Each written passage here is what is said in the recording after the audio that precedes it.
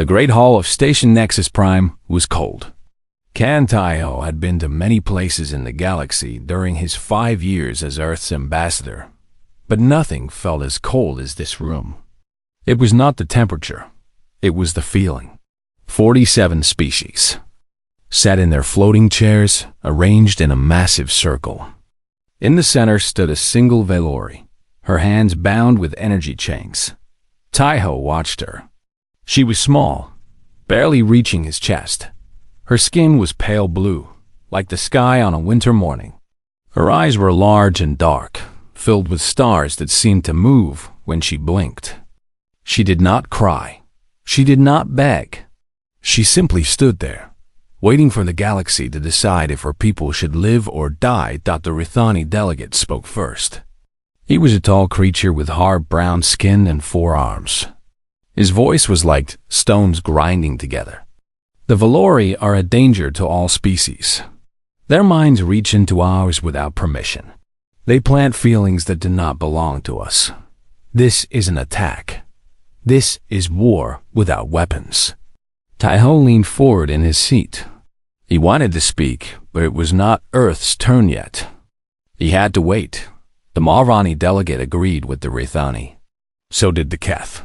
So did the Hollow Ones. One by one, species rose to speak against the Valori.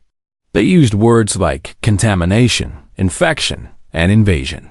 They spoke as if the Valori were a disease. But Taiho knew the truth. He had met Valori traders 3 years ago. When he stood near them, he felt something strange. He felt their emotions, not his own feelings, but theirs. He felt their hope when a deal went well. He felt their sadness when they missed their homeworld. It was not an attack. It was simply who they were. They could not turn it off any more than Taiho could stop his heart from beating. The Valori woman in the center of the room closed her eyes. Taiho felt something wash over him. It was grief. Deep, heavy grief. She was letting everyone feel what she felt. She was saying goodbye to her people without speaking a single word. Most of the delegates shifted in their seats, uncomfortable. Some looked angry. The Rithani delegate pointed at her. You see? Even now she attacks us. She forces her emotions into our minds. She is afraid, Taiho said quietly. No one heard him. No one was listening. The voting began. Each species pressed a button on their chair.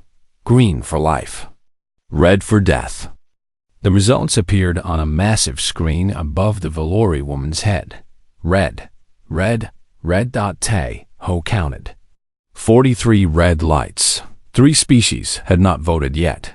The Kalmari voted red. The Dust Singers voted red. Then it was Earth's turn. Taiho stood.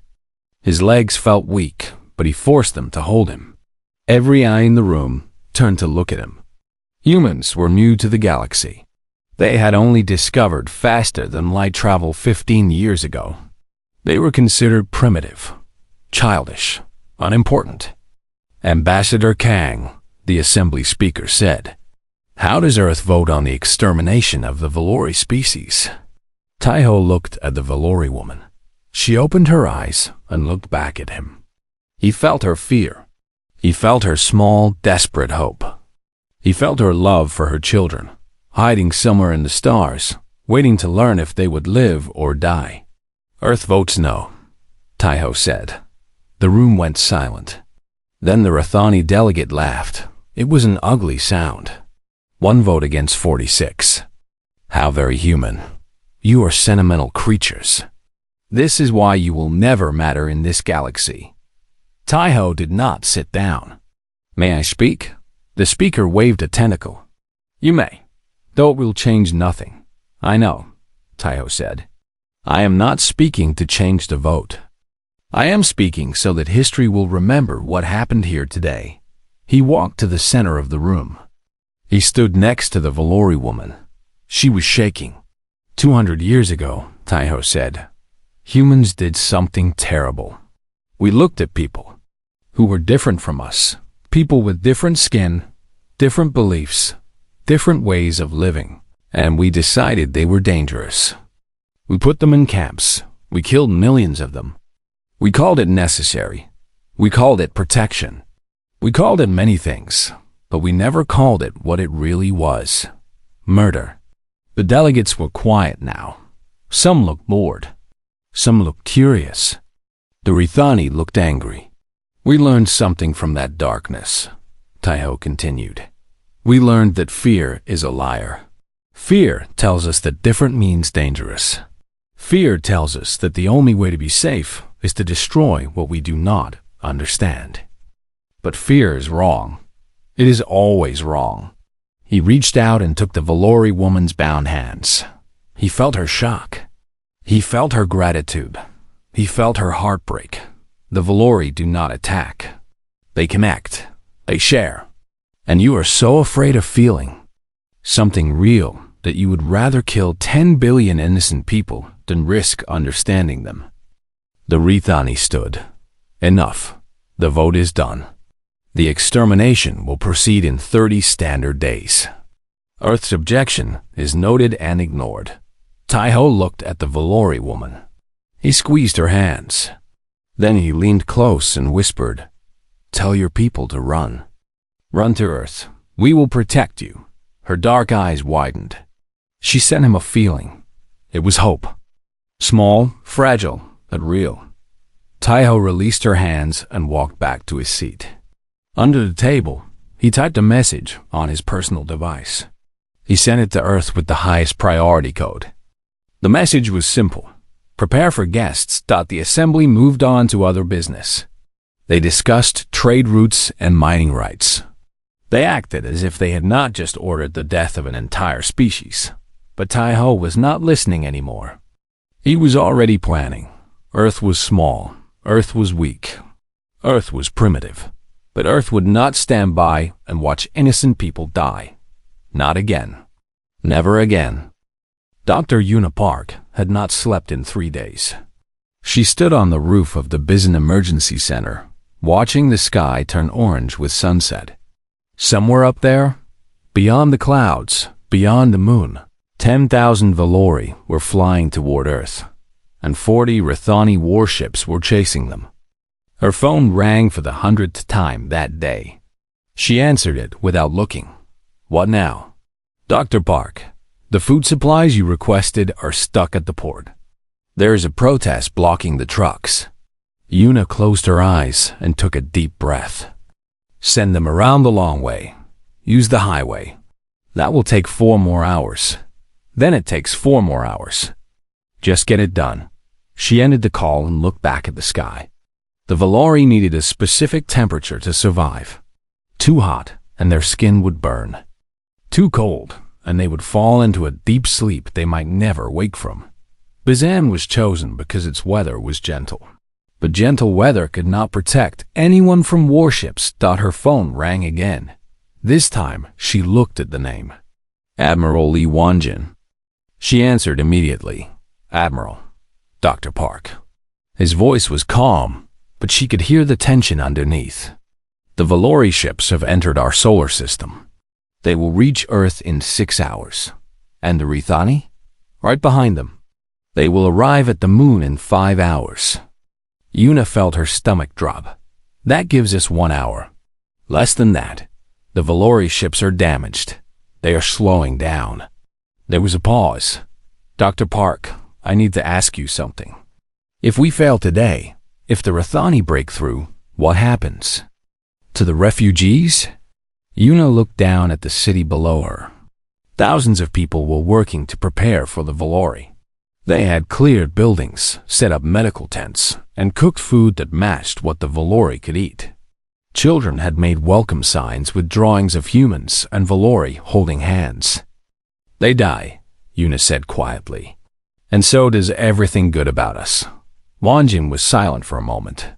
Then he said, "I will not let that happen." The call ended. Yuna put her phone in her pocket and went back inside. There was still so much work to do. 5 hours later, Admiral Li Wanjin stood on the bridge of the Earthship Horizon. It was humanity's best warship, but that did not mean much. The Horizon was 15 years old. Its weapons were copies of alien technology that humans barely understood. Against one Rithani warship, it might survive. Against 40, it had no chance. But Wanjin had not joined the Earth Defense Fleet to run from fights he could not win. He had joined because he believed in something bigger than himself. Today, he would prove that belief was worth dying for. "Sir," his communications officer said. Her name was Bei Jisu, and she was 23 years old. Too young to die in space. But she had volunteered for this mission, just like everyone else on the ship. "The Rithani commander is sending a message." "Put it through." The main screen flickered. A Rithani face appeared. It was the same delegate from the assembly. His forearms were crossed over his chest. "Human ship," the Rithani said. "Stand aside. We are here to collect the criminals known as the Valori. This is not your concern." Wanjin stepped forward. "This is Earth space. The Valori have requested asylum. We have granted it. Turn your ships around and leave." The Rithani laughed. It was the same ugly sound Ambassador Kang had described. "You have 12 small ships. We have 40 warships. Do you think this is a negotiation?" "No," Wanjin said. "I think this is a choice. You can turn around and tell the assembly that Earth refused to cooperate. Or you can attack us and explain to the galaxy why you started a war with a peaceful species over refugees. You are not a threat. No one will care if we destroy you." Wanjin smiled. It was a small smile, but it was real. "Maybe, but you will have to destroy us first. And I promise you, Commander, we will make it hurt." The Rithani stared at him. Behind Wanjin, the crew of the Horizon stood at their stations. They were afraid. He could see it in their eyes. But they did not run. They did not beg. They stood ready to fight.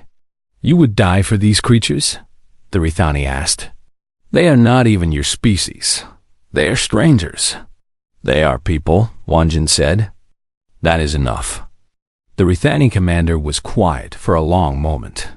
His 4 eyes moved across the screen, studying Wanjin, studying the crew, studying the small fleet of human ships that had formed the line between the Rithani and Earth. Then, slowly, he uncrossed his arms. "You are insane," he said. "All humans are insane." "Probably," Wanjin agreed. "But we are also stubborn. And we are not moving." The screen went dark. Wanjin held his breath. Everyone on the bridge held their breath. Jisu spoke first. "Sir, the Rithani fleet is. They are turning around. They are leaving." Wanjin let out his breath. His hands were shaking. He hid them behind his back so his crew would not see. "Track them until they leave the solar system," he ordered. "And send a message to Dr. Park. Tell her the sky is clear." 1 hour later, the first Valori ship entered Earth's atmosphere. It was burning, barely holding together. It crashed into the ocean near Bizand, and rescue boats rushed to pull survivors from the water. Dr. Yuna Park was on the first boat. She reached into the broken ship and pulled out a Valori child. The child looked up at her with eyes full of stars. Yuna felt something wash over her. It was not her own emotion. It was the child's. Relief. Safety. Home. "Welcome to Earth," Yuna whispered. "You are safe now." The child did not understand her words, but she understood the feeling Yuna sent back, and that was enough. Han Minji was not supposed to be working today. Her supervisor had told her to go home and rest. She had been at the refugee center for 18 hours straight, helping families find shelter, giving out food, and filling out endless forms.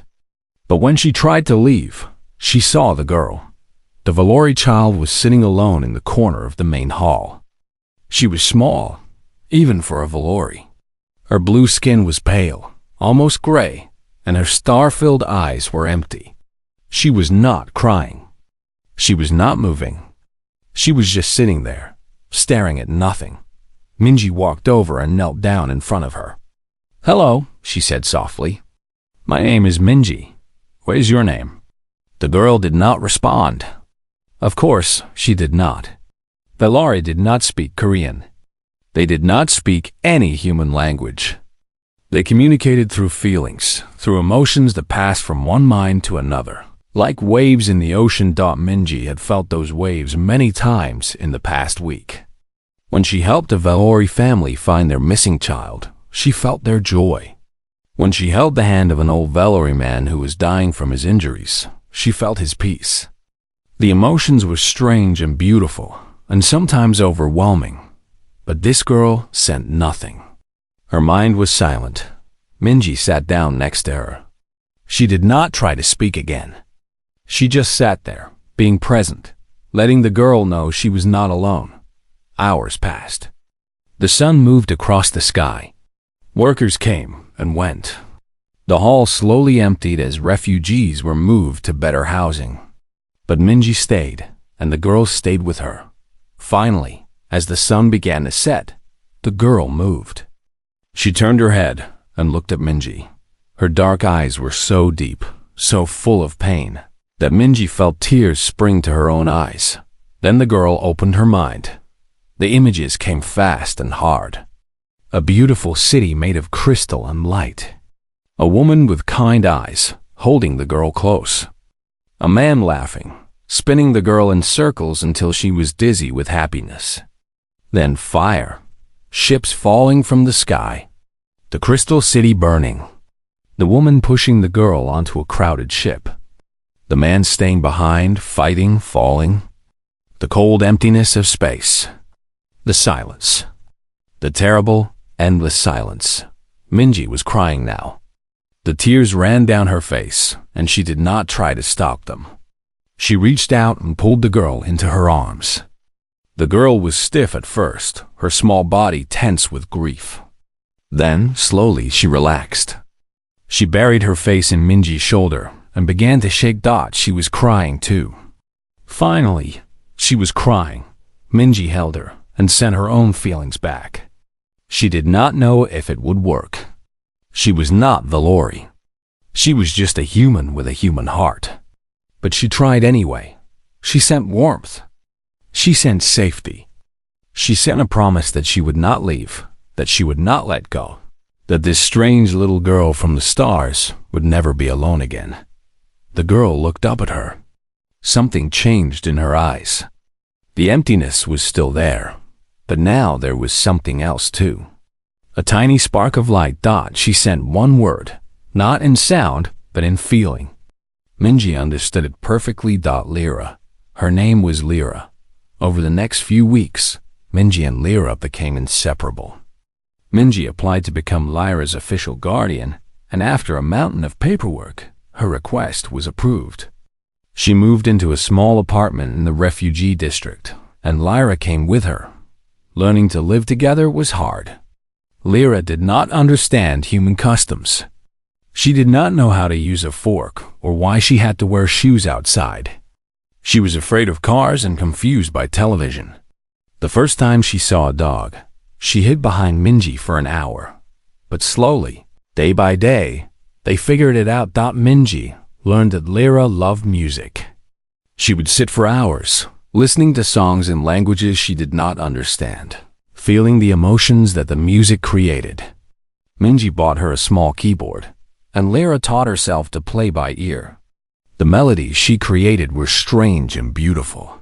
Mixing human notes was something alien and wonderful. Lyra learned that Minji was afraid of the dark. When she was a child, Minji had gotten lost in a forest at night, and the fear had never left her. So every night, Lyra would send soft feelings of light and warmth into Minji's mind, chasing away the shadows until she fell asleep. They became a family. Not by blood, not by species, but by choice. But outside their small apartment, the world was not so kind that not everyone welcomed the Valori. Some people feared them. They said the Valori were reading their minds, stealing their secrets, controlling their thoughts.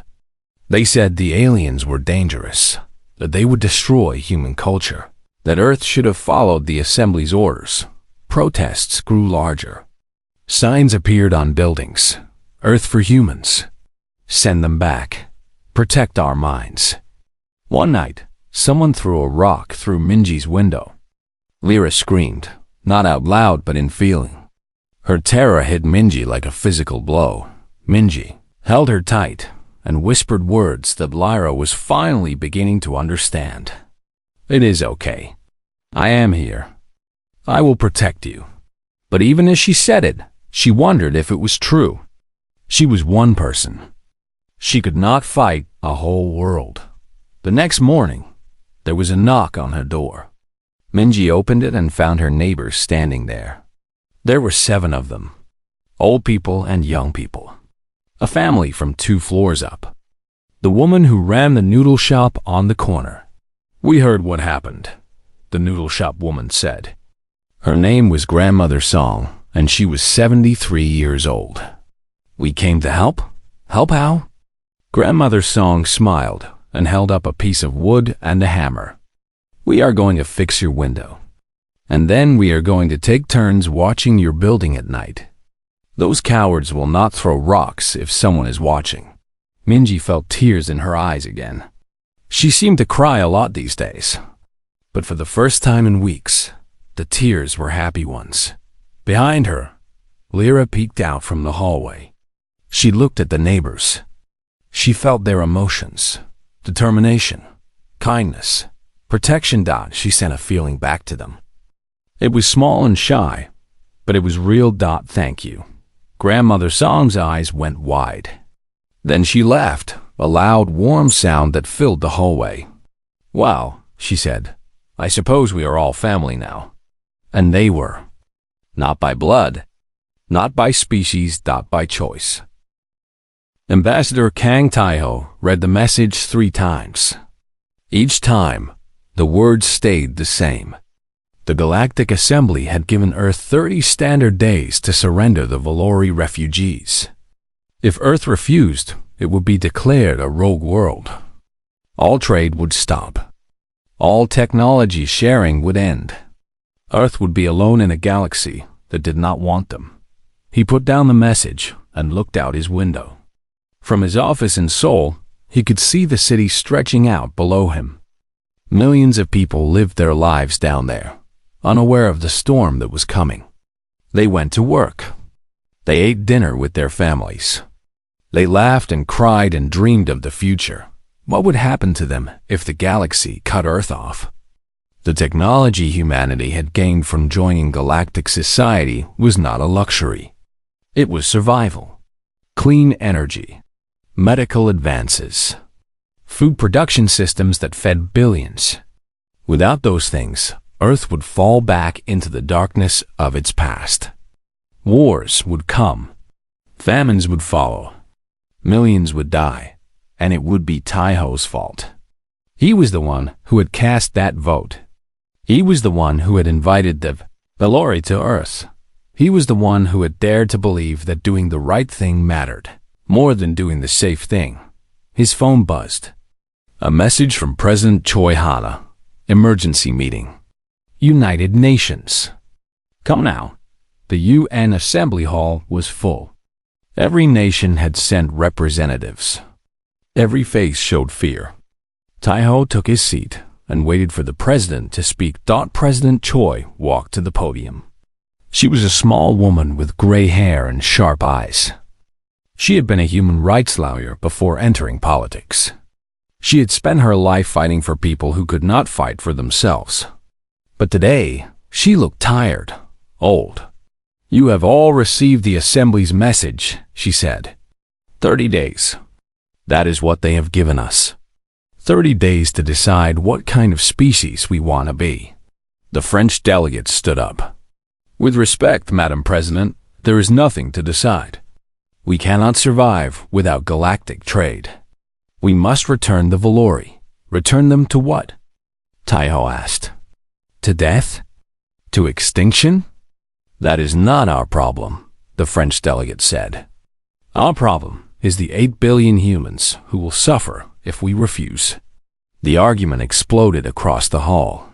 Nation after nation demanded a surrender. Nation after nation demanded they fight. The shouting grew louder and louder until President Choi raised her hand. Silence fell. "I will not sign an order to hand over 10,000 innocent people to be murdered," she said. Her voice was quiet, but it carried through the entire hall. "I cannot do that. I will not do that. Then you doom us all." Someone shouted. President Choi looked at the crowd. "Perhaps. But if we do this, if we become the kind of species that trades lives for comfort, then we were already doomed. Not from the outside. From within. From the rot in our own souls." She stepped away from the podium and walked toward the door. Before she left, she turned back. 30 days. Use them wisely. Think about what you are willing to live with. Think about what you can look at in the mirror and accept. Then she was gone. That night, Dr. Una Park made a discovery that changed everything. She had been studying the Valori for weeks, trying to understand their biology, their telepathy, their culture. She had noticed something strange. Humans who spent a lot of time with Valori began to change. They became more sensitive. They could feel emotions from farther away. Some of them could even send simple feelings back. At first, Una thought she was imagining it. But the data did not lie. She ran test after test. She checked and double-checked her results. And finally, she was sure. The Valori's telepathy was not just a gift they were born with.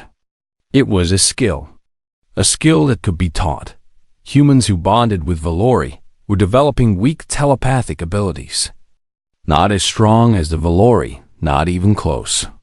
But real, measurable, growing. Una sat back in her chair and stared at her computer screen. Her hands were shaking. The assembly was not afraid of mental contamination. They were not worried about Valori reading their thoughts or controlling their minds. That had always been an excuse, a lie told to justify murder.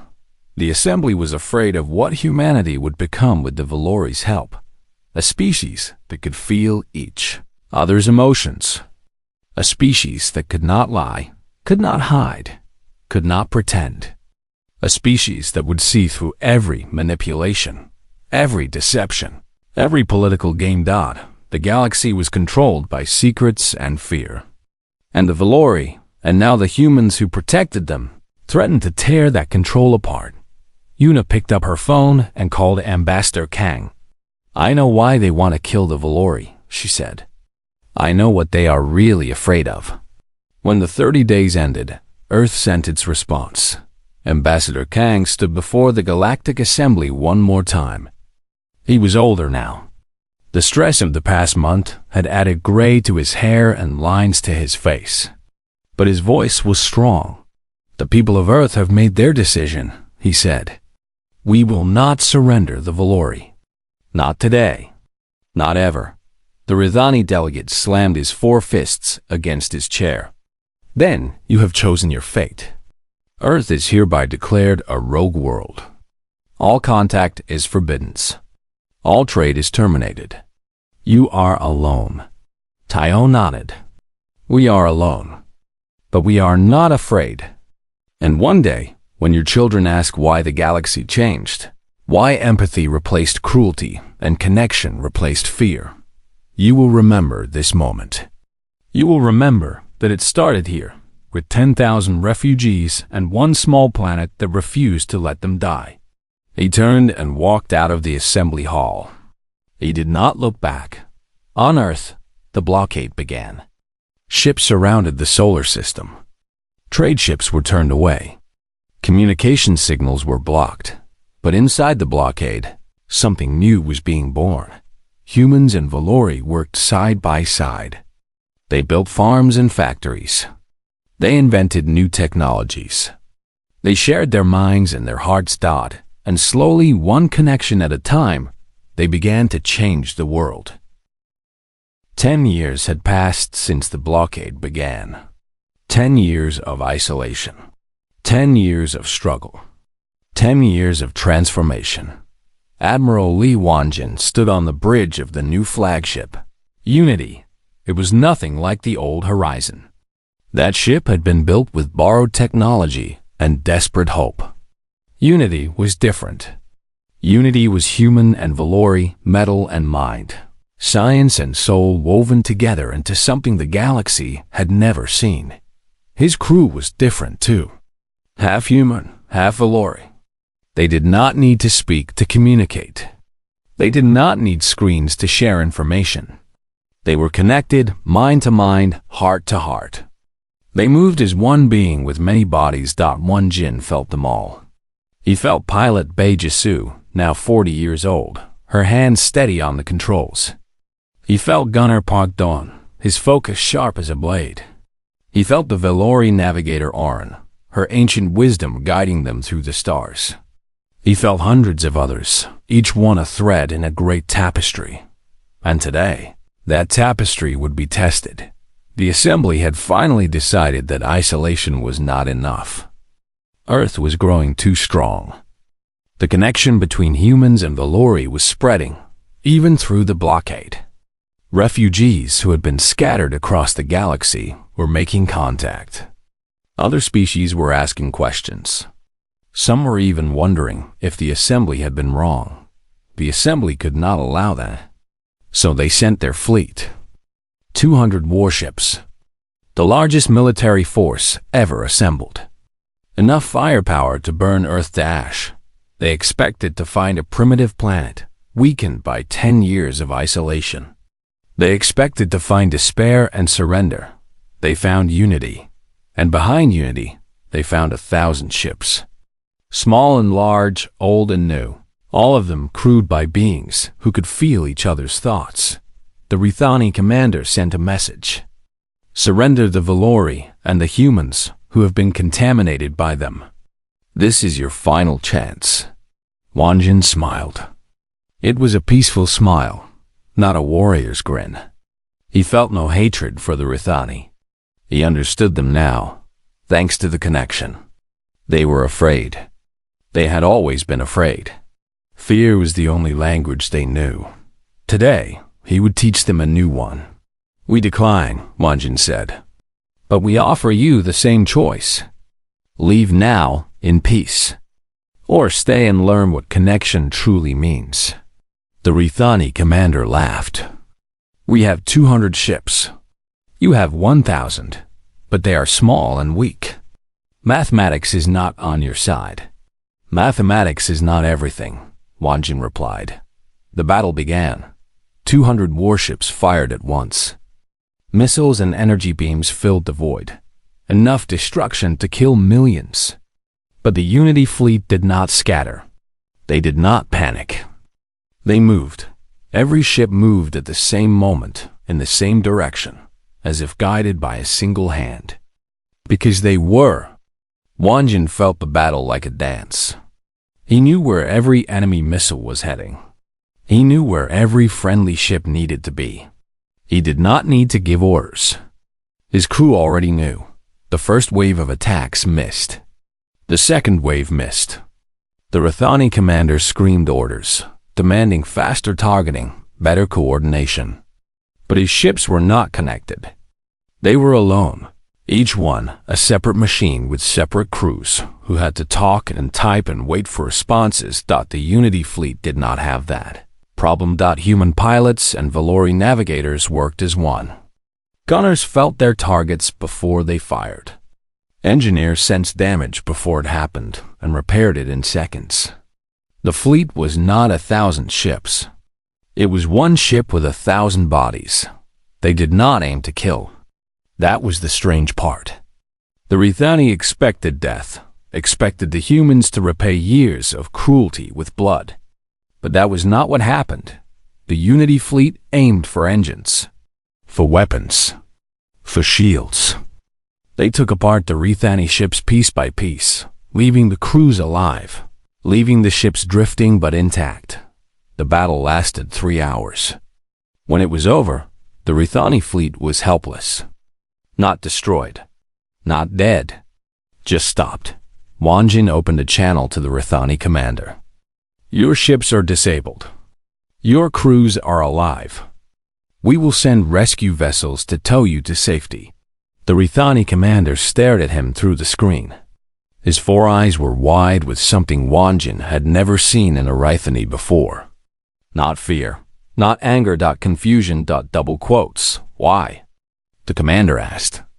"Why did you not kill us? We came to destroy you. We came to murder your people. Why would you show us mercy?" Wanjin felt his crew around him.